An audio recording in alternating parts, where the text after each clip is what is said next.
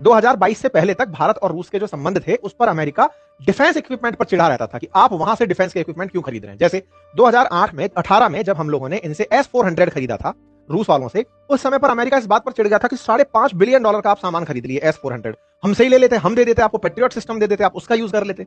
भारत ने कहा हमारा रिलायबल और ट्रस्टेबल पार्टनर है रूस, और पार्टनर होने का मतलब यह है कि वो टेक्नोलॉजी ट्रांसफर में हमारे साथ कोताही नहीं बरतता, और जब भी हमारे ऊपर मुसीबत आएगी वो खड़ा रहेगा, आप उस समय नहीं होंगे। और ये बात सच भी है।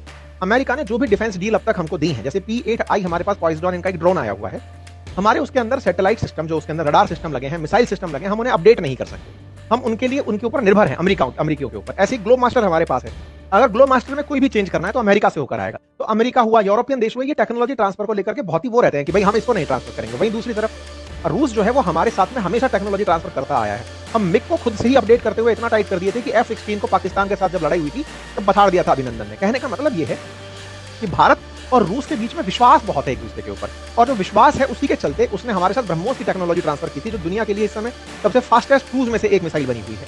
तो रूस का भारत के प्रति जो विश्वास है, उसी विश्वास बहाली में अब जब ये फिर से आ रहे हैं तो अमेरिकियों को डर ये है कि भाई कहीं आते आते ये हमारे पास में F-35 का मौका ना छीन ले जाए, क्योंकि अमेरिका F-35 बेचना चाहता था भारत को, जो उसने अभी सऊदी अरब को बेचा है।